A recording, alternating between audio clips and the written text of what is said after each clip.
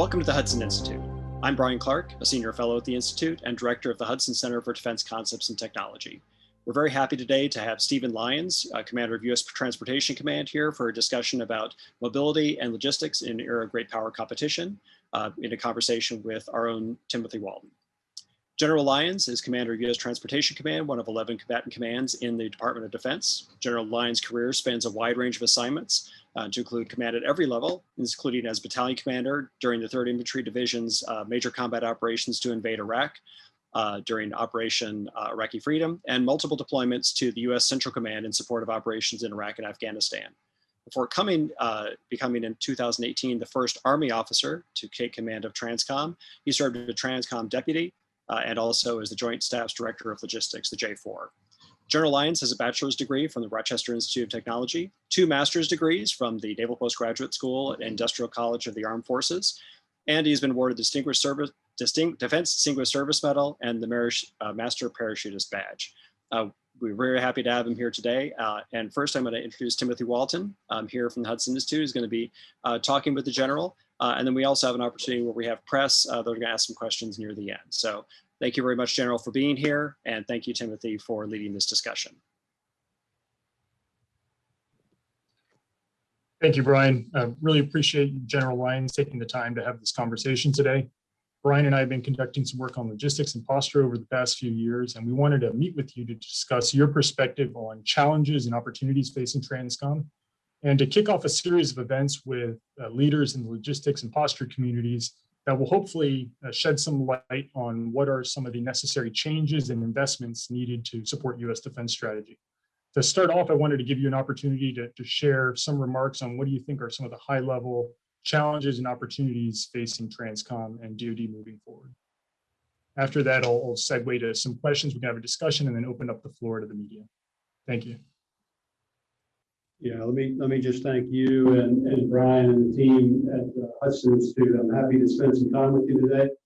I appreciate the work that you're doing. I particularly appreciate the increased emphasis and level of attention on strategic logistics and the importance of being able to project and sustain the force, on a global scale.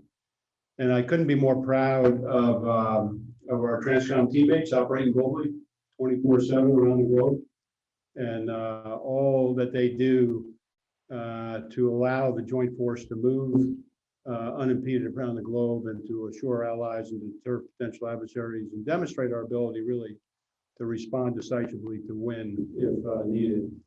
And that's really the role and purpose of TRANSCOM. I just happen to be fortunate to be their leader the last 3 years, and so I'm happy to discuss any kind of issues you'd like to talk about today. Perfect, thank you. To start our discussion, I wanted to build off of one of the themes that came up during your congressional posture hearing earlier in the week, and that was the theme of demands and how TRANSCOM is operating at a high pace around the world. A few years ago, the National Defense Strategy articulated an approach for dynamic force employment in which DoD military forces were supposed to be strategically predictable, but operationally unpredictable. The services also have different concepts now calling for more distribution, and the combatant commands to varying degrees have started to implement these concepts. How are some of these new approaches and concepts starting to change demands on TRANSCOM, and how do you think they'll affect mobility forces in the future? Yeah, it's a great question. And if you look at the concept of dynamic force employment as it was intended, really to take fairly scarce force elements and ensure that they were employed in a way that had the greatest strategic outcome, in accordance with the Secretary and the President's priorities. What I would say, great examples of that are, the bomber task forces that you read about. If you think back to the earlier part of last year, the no-notice deployment of the 82nd Airborne Division, in response to the Soleimani takedown.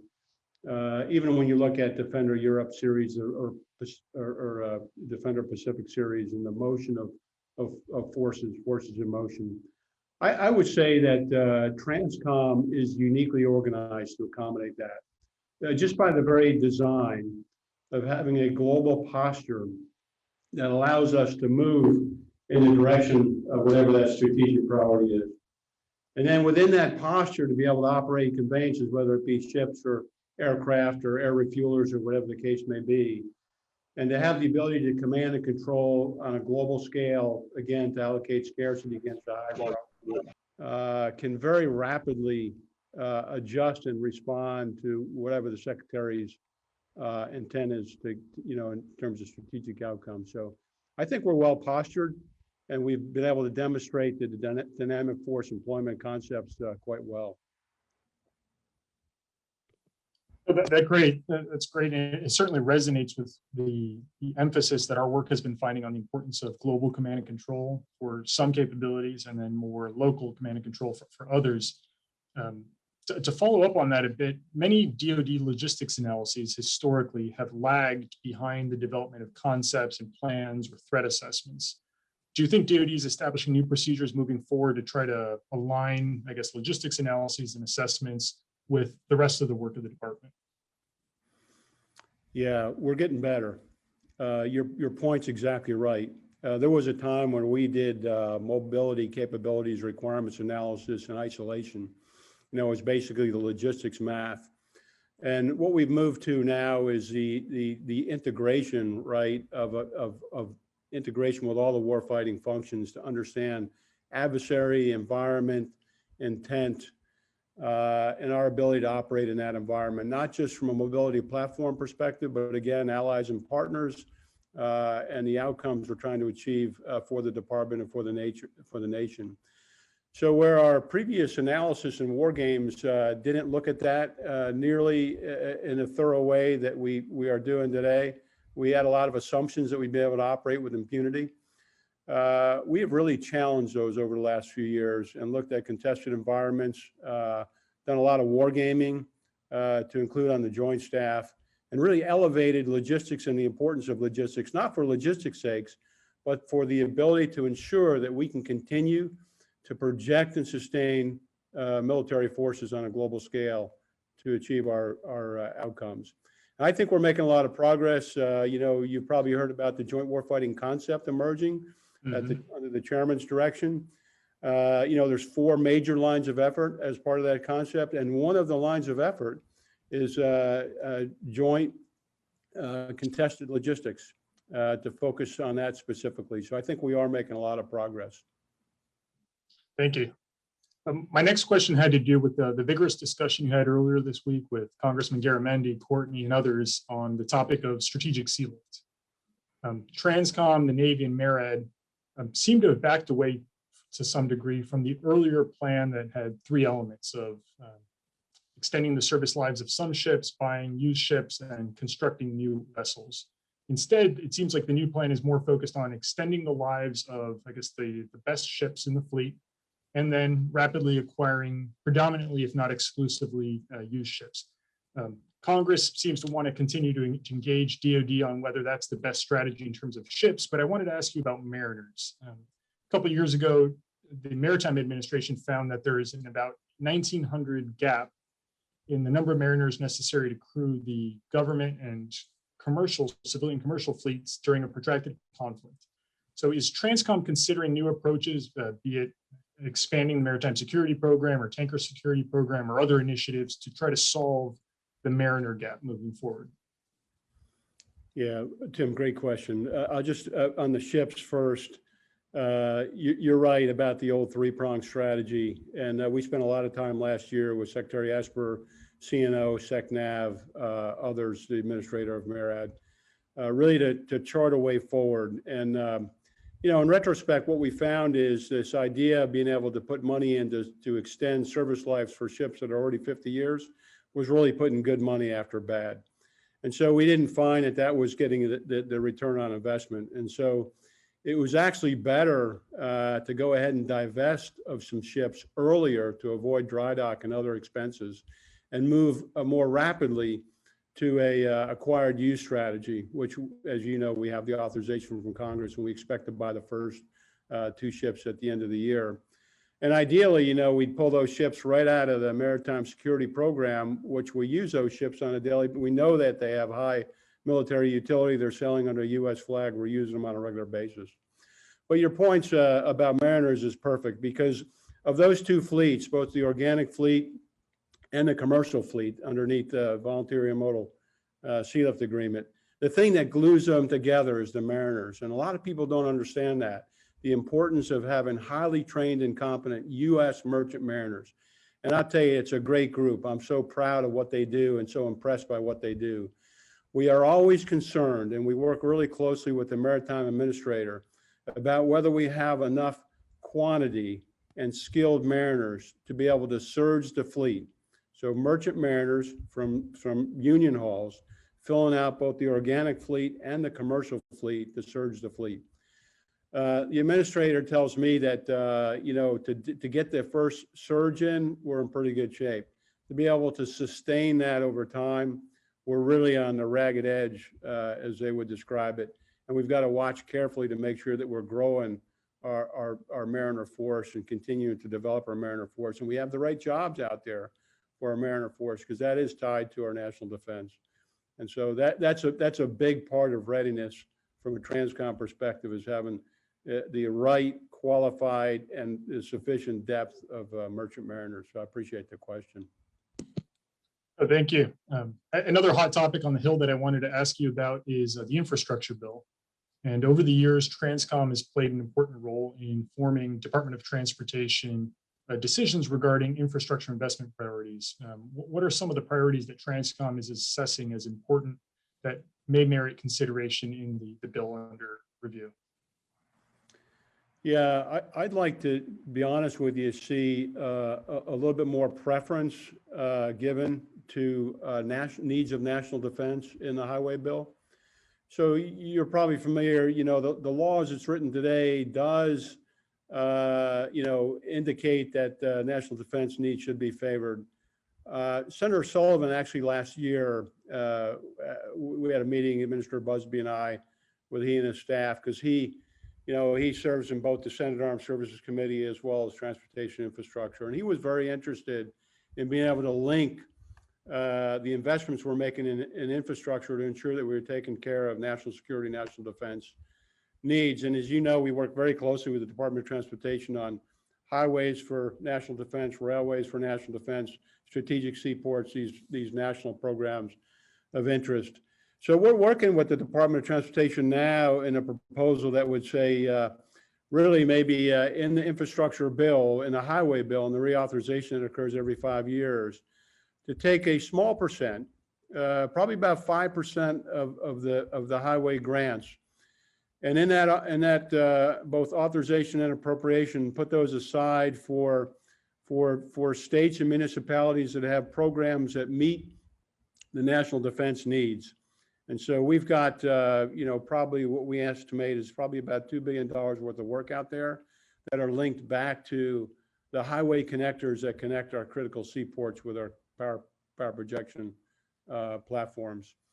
And so we think there's a lot of merit there. We're working with DOT on that. I think there's potential to get that across the finish line. Excellent. Earlier in our conversation, you mentioned Defender Europe, which for our listeners is a large multinational exercise that's taking place today. Last year's Defender Europe was a little bit curtailed in scope due to COVID. What are some of the key training objectives for this year's exercise? And there are similar exercises taking place in the Pacific. Maybe they're not getting as much press, but how do you think similar initiatives could evolve to stress the ability of the force to support distributed operations in the Indo-Pacific? Yeah, I really applaud these, Defender Europe and Defender Pacific. Great exercises for TRANSCOM and the mobility enterprise. But the most important part of the exercise is really to reinforce for Defender Europe, for example, General Walter's, imperatives of deterrence, of assurance to our allies and partners, and again, demonstrating our ability to project power at our time and place of choosing. And when I look at, and we got a lot done actually in Defender Europe. We were right in the middle of it last year on Defender Europe 20 before they canceled. We had a half a dozen ships underway, and then, some of them got called back.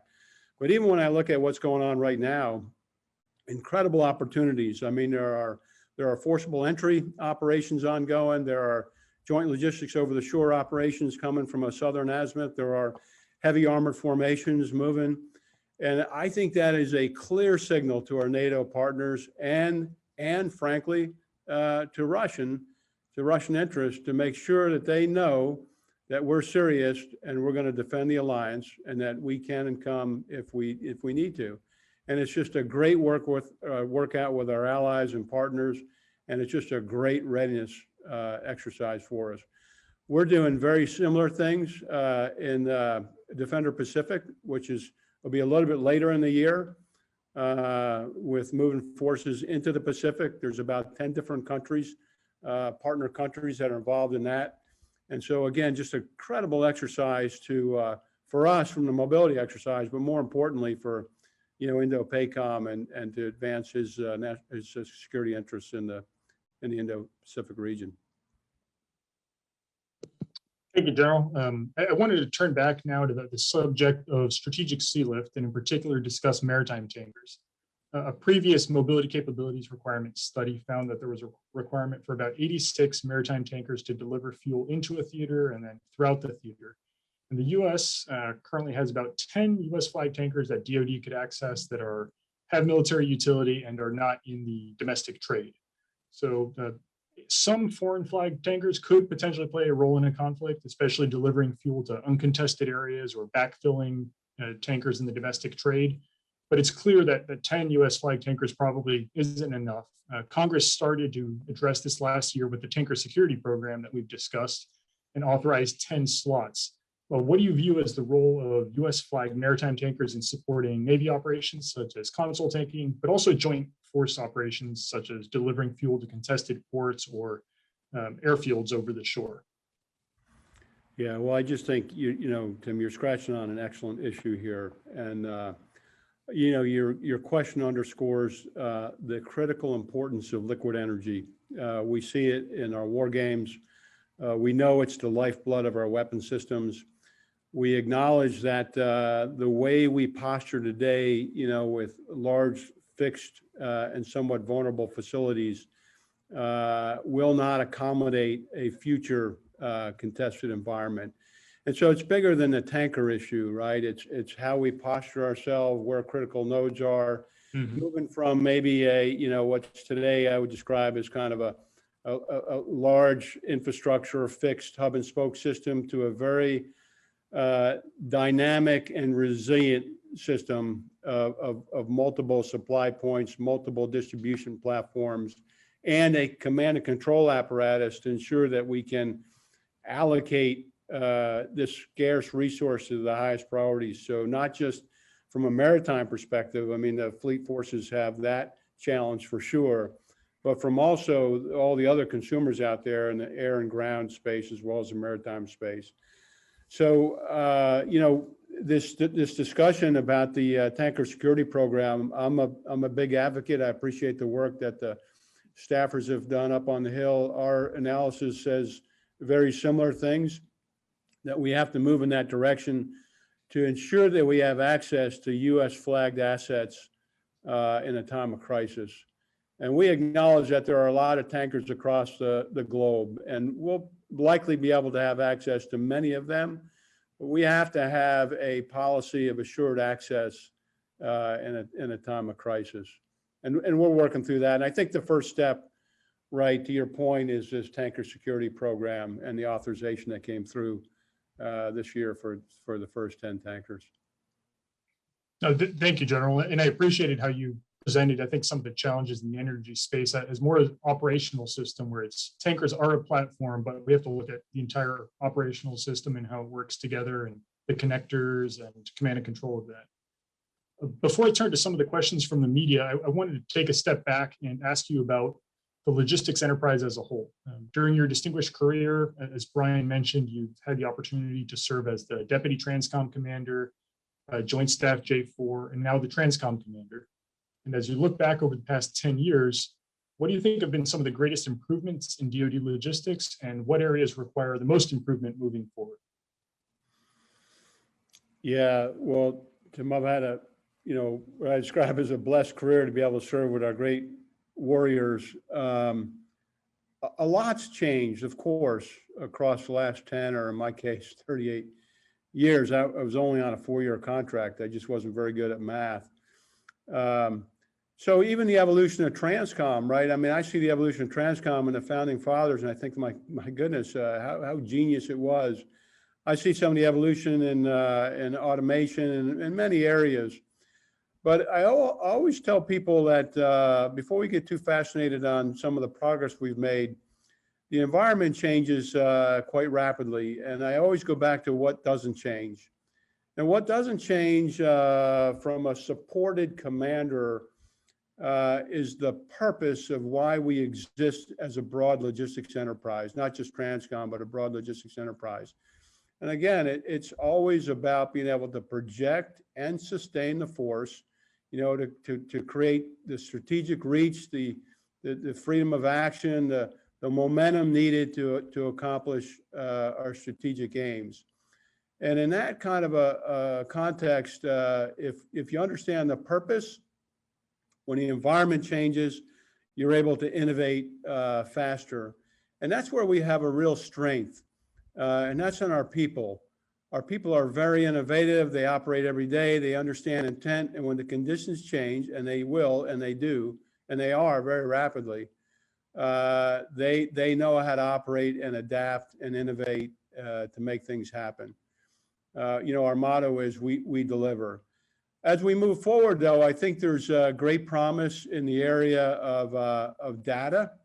I think you know this. I mean, when you think about AI, when you think about machine learning, and you think about the universe of logistics data that's largely transactional today, we're moving in some areas to try to really leverage data in a better way to enable decision making, not just in a headquarters like this, but at echelon, to ensure we can improve weapon systems availability, right? To ensure that we can deliver the right force elements at the right time to create the right outcomes for a geographic combatant commander.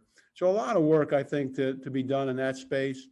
I also think, you know, the new frontier as we work space mobility, and when you think multi-domain logistics, not to suggest that it will scale what we do with sealift and airlift, but you can certainly imagine, and I am impressed at how fast some of these companies are moving in the commercial space, to be able to go point to point on the Earth's surface with cargo or perhaps a small force element.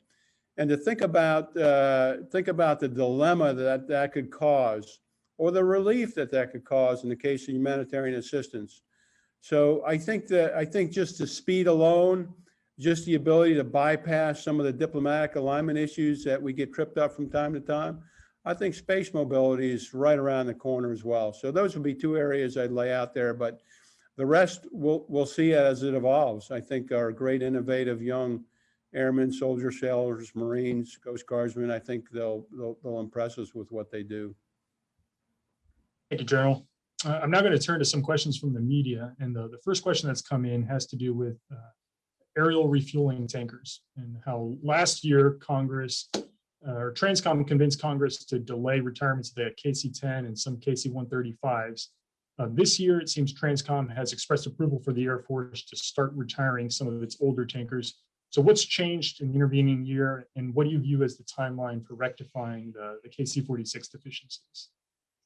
Yeah, well, it's a great question, and we were in a different place last year. And the question that came to me from Congress last year was, what are the impacts operationally on the delay of the KC-46, coupled with the previously programmed retirements of some of the older models of the KC-135, and to that degree, the divestiture of the KC-10 weapon system. And at that time, we didn't really, the Air Force and Boeing didn't have an agreement on how we were going to move forward on the KC-46 platform to resolve the primary issue. There's a multitude of issues, but the primary issue is the remote visual system. Since that time, again, like I told the folks on the Hill the other day, I'm really impressed with the work the Air Force has done to get Boeing in the right place to deliver what they need to deliver, but at the same time to work through to also present some interim capability release for the KC-46. And they've done great work in this space. It is not available for all receivers, all missions, but it is sufficiently available to mitigate some of the risk in the day-to-day competition and crisis response space. That takes a lot of pressure off. It also takes a lot of pressure off an area refueling wing like out of McConnell, where they're building 2 squadrons of KC-46s, but they've also got to maintain a KC-135. So I do agree with the Air Force that it is time to begin some of the divestitures of the KC-135 to free up resources and manpower to focus on the future, which is clearly the KC-46. So we're in a different place this year than we were last year. And I've talked to the Chief of Staff and others in the Air Force. I really appreciate the work that they've done, incredible work to present capability. And I think we're going to be in a good position going forward. There is still, though, a lot of work to be done to deliver a fully operational KC-46. And that's going to take some time and some intensive work on the part of Boeing, and the Air Force is fully integrated in that aspect. And we're moving in that direction, but we've got to get there. And, the promise is the end of 23 to begin modification, to deliver an RVS 2.0. And that's the marker on the wall. And we're watching that very closely. Perfect. Thank you, General. Our next question has to do with how the future needs under the joint warfighting concept may translate into changes in air mobility requirements. And how do you see some of these requirements perhaps being filled by autonomous aircraft in the future? Well, I think autonomy is absolutely part of all of our future weapon systems. I can certainly envision that. There'll be obstacles, but they probably won't be technical obstacles. There'll probably more be cultural or policy or legal obstacles. But I think unmanned aircraft in all aspects are certainly part of the future as we look to the future. I think, though, in the joint warfighting concept, if you think about some of the concepts that we're talking about, not to get into a classified setting on specific capabilities, but you also can envision in an all-domain environment where you can sense and shoot and bring lethal effects from every domain. You start to envision much smaller force elements that are inherently reliant on very rapid mobility to move the force element into position or relocate it, and rapid mobility to be able to rearm or refuel or reconstitute that force element to continue to operate. So what we see as we look to the future is actually some increasing demands on the logistics enterprise, and specifically with regard to intra-theater transport, whether that be surface oriented with more shallow draft kinds of vessels, or air mobility, intra-theater air mobility. And that's an area we're still exploring because many of the concepts and the force design work are still in development. And so, the logistics aspects of that, the mathematical aspects, the calculus of that will follow based on the concept and based on the force design work that comes out of that. But we certainly see increasing demands that, as we advance in some areas, then we need to relook some of our force structure in other areas and how that drives broad logistics costs across the department. So I hope that helps answer the question. Certainly does. Thanks, General. Our next questions have to do with COVID. And the first is whether TRANSCOM is still engaged in COVID supply deliveries worldwide. And secondly, it sounds like the Air Mobility Command is reviewing whether passengers on military or commercial charters need to wear masks in flight. And could you expand on what could trigger a change so that masks are no longer required in flight? Well, two questions there. On COVID, we're certainly fully engaged in vaccine distribution for military members and their families. So we're still doing much of that work. We're still doing work to support other government agencies, whether it's moving syringes and needles or other activities as required. And we're always, pleased to do that work to help in any way we can. And there'll be other COVID-related requirements, whether it's movement of vaccine or other activities. We anticipate that well into the future. I would just say how proud I am of the mobility enterprise of all aspects of it, though. Despite COVID a year ago when the entire world shut down, we didn't have that luxury, and we continued to operate even when nothing else was moving. It was the only thing moving. So I'm really proud of the team to be able to do that with, frankly, relatively low infection rates across the force. So I'm really proud of that. So we're still taking force protection measures. We'll continue to reevaluate, just like everybody is, on when the appropriate time is to remove masks and terminate some of the testing we do at our airports and these kinds of things. But we're seeing great progress, and there's light at the end of the tunnel. I mean, the vaccination rate and the immunity rate is really climbing. By some reports inside the force anyway, between vaccinated immunity, partial vaccinated immunity, and then natural immunity for those that had it and built up antibodies and recovered, we think we're in the 80th percentile. And so you start to see real momentum in being able to protect the force accordingly. So we'll continue to reevaluate, whether it's moving companies that are wearing masks in people's houses, or whether it's passengers operating on airlines. We'll reevaluate it with the CDC. We do know this, though, that based on the testing we did last year, the aerosol testing with commercial industry and academia, that once a wide body modern aircraft is airborne, one that has very high circulation rates with HEPA filtration, the transmission rate is extraordinarily low, like 0.00001% of being able to transmit. And so, but the mask on top of that is just an additional protection. So we'll continue to evaluate. We're connected with all the work that Health Affairs is doing in the department. And the greater risk, frankly, is at the terminal more so than on the aircraft. But for now, it's easy, right? Just keep it on. And when the time is right, we'll let everybody know. Thank you. The next pair of questions have to do with some ongoing DoD studies. The first is, what can you share on when the mobility capabilities requirement study will be released, and how might it differ from the 2018 study? And then, as DoD is conducting its global posture review, are there any principles that TRANSCOM is encouraging OSD to consider? Yeah, great questions. So the mobility capabilities requirement study that was directed by Congress and the NDAA will be delivered, we think, on time at the end of June. That's what our adjusted timeline was. And so what's different? I mean, that's a great question. And things have changed. In the old way of doing mobility requirements, if I went back across the decades and I looked at the analysis, great analysis, but largely it was a function of what I would describe as the logistics math. You had a logistics problem. You had to move so many force elements, so much tonnage, et cetera, and you had to spread that out, and you came up with so many million ton miles or so many million square feet of space to move it. We've advanced significantly in that space. Our analytic framework, I'm really proud of the team.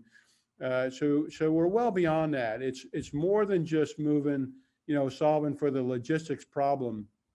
It's, can we meet the requirements and essentially the strategy, right? The National Defense Strategy, which articulates a requirement for us to be able to project and sustain a force under all domain persistent attack. That's a fundamental shift in the environmental way and the assumptions we made previously, over the last several decades. So we've done a lot of work on contested environments. We've done a lot of work on attrition. We've looked much broadly than just the conveyance and the platform, the ships and the trains and the planes, to say, what does the global posture look like, to your point? What does the command and control capacity need to look like? And the level of resiliency, particularly in cyber resiliency, contingency response. How do we, our deployed en route infrastructure, how do we rapidly adjust that in times of need? So it's another level of analysis. I'm really proud of the work that the team has done. A couple of things that I would say is, it underscored for me the need to ensure, if we assume that the continental United States and the homeland is not a sanctuary, that we have to integrate all the warfighting functions, protection, fires, intelligence, with logistics and sustainment. It's a different way to think about it on how we enable power projection. I've had great discussions with geographic combatant commanders on this, as well as NORTHCOM. We see increased demand, as I alluded to before, particularly on the intra-theater piece of the equation. We see some elevated risk, of course, because we have adversaries that are advancing. So we see both increased demands and risk. And as I mentioned earlier, we do see additional study required at the back end to really look at intra-theater requirements. So well beyond just the old model of strategic port of embarkation to strategic port of debarkation, there is a very nuanced meshing here, integration that's got to occur between strategic, operational, and tactical that we've got to kind of thread together, I think, in our future work. So that's, what I would describe to you as, and because people often ask me, they say, hey, you've done this analysis under the new strategy. How come you're not asking for twice as many, weapon systems or, refueling platforms? I say, that's not always the right answer. I mean, what we need to do is we need to approach this as an integrated effort to create the outcomes we're trying to achieve. And a lot of that is making sure we have other warfighting functions fully integrated as we move forward. And that'll change the way we operate as a department going forward. Thank you, General. Those themes of integration and scalability of the force and looking at intra-theater distribution certainly resonates with a lot of the work we've been doing on more distributed, disaggregated forces and how you conduct command and control at different echelons of that. And I think it's something that there's going to be fertile analytic ground moving forward, even beyond the MCRS. The other question we had here had to do with the recent Colonial Pipeline cyber attack and how that laid bare how commercial infrastructure deficiencies or challenges could affect broader national infrastructure challenges. How has Transcom been working to harden its own networks and that of its commercial partners? Well, I think the Colonial Pipeline incident was a classic example of where, commercial cyber vulnerabilities can very well create national security vulnerabilities. I would say from a DoD perspective, there was no impact by the shutdown of the Colonial Pipeline on, as I talked to the DLA director as a procurer and distributor of liquid energy for the department. Having said that, though, the point you make is exactly the right point. We have known and talked about for a long time, acknowledging our dependencies on commercial industry and acknowledging that cyber risk in commercial industry can equate to cyber risk for national defense. And we've taken a number of initiatives over the years, specifically related to our commercial partners. I'll highlight a few of them. We started a few years ago with contract language to enhance cyber hygiene, self-reporting, analysis, feedback, information sharing, these kinds of things with our industry partners. There's a couple of different proofs of principle that I want to go into great detail, but information sharing at a much higher level with the National Security Agency. Joe Nakasone was good enough to kind of offer that aspect.